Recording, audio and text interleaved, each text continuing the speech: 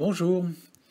Peu connu en France, l'évangile selon Thomas, redécouvert en 1945 en Égypte, l'est par contre aux États-Unis, où il est considéré par beaucoup comme le cinquième évangile. De nombreuses personnes de différentes origines ont écrit avoir eu un déclic en lisant ce texte. Voici quelques bonnes raisons de le lire.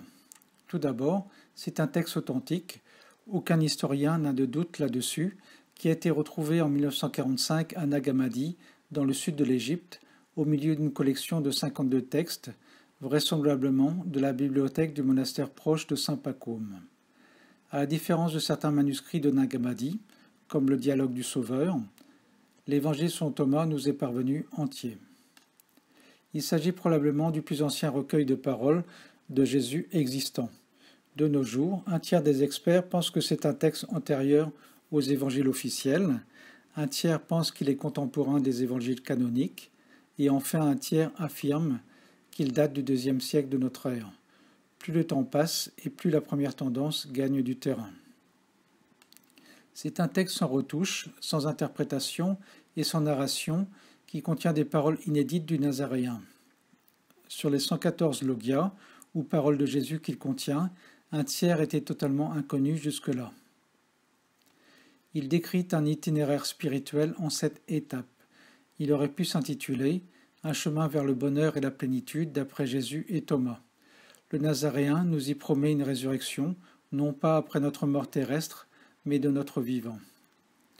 Une nouvelle facette de Jésus y apparaît, loin du Jésus du catéchisme, un maître de sagesse plutôt qu'un messie.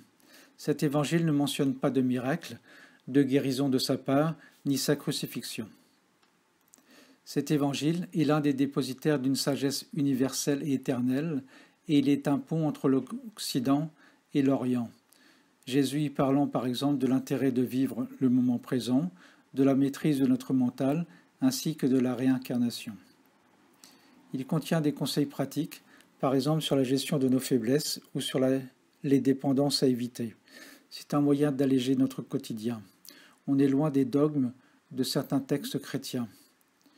Autre bonne raison de le lire, parce que Jésus y désigne son successeur, qui n'est pas Saint Pierre comme on pourrait s'y attendre. En résumé, l'apôtre Thomas a composé un texte à tiroir avec plusieurs niveaux de compréhension selon notre avancement spirituel. Ce sont des leçons de vie à méditer.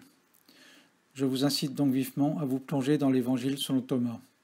Je vous renvoie également à la lecture de mon livre, dans lequel je propose une traduction de ces textes en français courant, un commentaire des 114 logias et une description détaillée de l'itinéraire spirituel proposé et de ces 7 étapes que j'appelle les provinces du royaume. Merci et à bientôt.